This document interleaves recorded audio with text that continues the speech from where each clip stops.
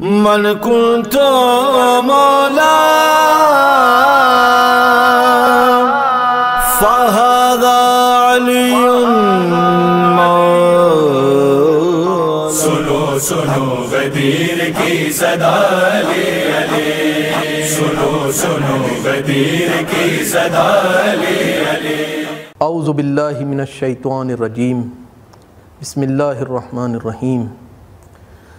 الحمد للہ رب العالمین، ثم الصلاۃ والسلام علی سیدنا و مولانا ابی القاسم محمد وعلی اہل بیتہ الطیبین الطاہرین المعصومین المنتخبین ولعنۃ الدائمہ علی اعدائہم اجمعین. اما بعد، فقد قال رسول اللہ صلی اللہ علیہ وآلہ من کنت مولاہ فہذا علی مولاہ. حدیث غدیر وہ حدیث ہے کہ جو مولا کائنات علی ابن ابی طالب کی امامت پر روشن دلیل ہے، لیکن افسوس کہ رسول کی آنکھیں بند ہوتے ہی مسلمانوں نے اس حدیث کو بھلا دیا.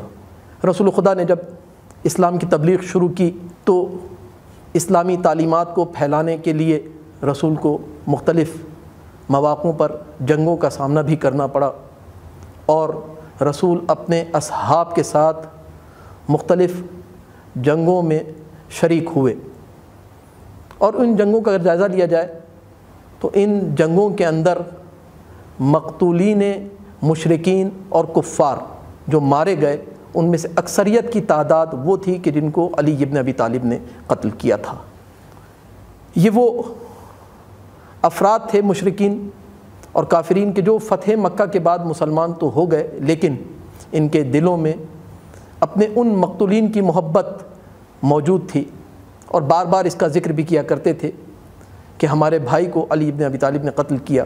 کوئی کہتا تھا کہ میرے بیٹے کو علی نے قتل کیا، کوئی کہتا تھا کہ میرے جد کو علی ابن ابی طالب نے قتل کیا. یہ سارے کینے اور یہ سارے بغض لے کر یہ مسلمان ہو گئے، لیکن یہ کینے اور یہ بغض ان کے دلوں سے نکلے نہیں. اور پھر جب غدیر خون میں مولا کائنات کی امامت، ولایت اور خلافت کا اعلان ہوا اور رسول خدا کی جیسے ہی آنکھیں بند ہوئیں، یہ افراد کہ جن کے دلوں میں علی ابن ابی طالب کا بغض، حسد اور کینہ تھا، انہوں نے حدیث غدیر پر عمل نہیں کیا اور بھلا دیا، اور علی کی جگہ کسی اور کو رسول کی مسند خلافت پر بیٹھا دیا. اور یہی سوال کہ جب مولا کائنات کے حوالے سے امام رضا علیہ الصلوۃ والسلام سے کیا تھا کہ مولا آپ کے جد علی ابن ابی طالب بہت شجاع تھے، سب سے زیادہ علم رکھنے والے تھے، سب سے زیادہ فقیہ تھے، رسول کے سب سے زیادہ نزدیک تھے، رسول کے ساتھ حضر میں بھی تھے، سفر میں بھی تھے، لیکن اس کے باوجود لوگوں نے کیوں علی ابن ابی طالب کی جگہ پر، آپ کے جد کی جگہ پر کسی اور کو رسول کا جانشین بنا دیا؟ امام رضا نے یہی جواب دیا تھا کہ ہمارے جد نے ان افراد کے اجداد کو قتل کیا تھا، جس کی وجہ سے ان کے دلوں میں بغض اور حسد اور کینہ اتنا زیادہ تھا کہ یہ برداشت نہیں کر سکتے تھے کہ مسند خلافت پر علی ابن ابی طالب یا ہمارے جد آئیں. عزیزان محترم، یہ حسد اور کینہ ایسی صفت ہے کہ جو انسان کو ولی خدا کے مقابلے میں لے کر آ جاتی ہے. انتہائی بری صفت کہ جس سے انسان کی روح بیمار ہو جاتی ہے. اور یہ حسد اور کینہ جہاں پر بھی آ جائے، چاہے گھروں میں آ جائے، بھائی کا بھائی سے حسد اور کینہ ہو، دوست کا دوست سے حسد اور کینہ ہو، ایک فیملی میں اگر حسد و کینہ آ جائے تو پوری فیملی کا نظام تباہ ہو جاتا ہے.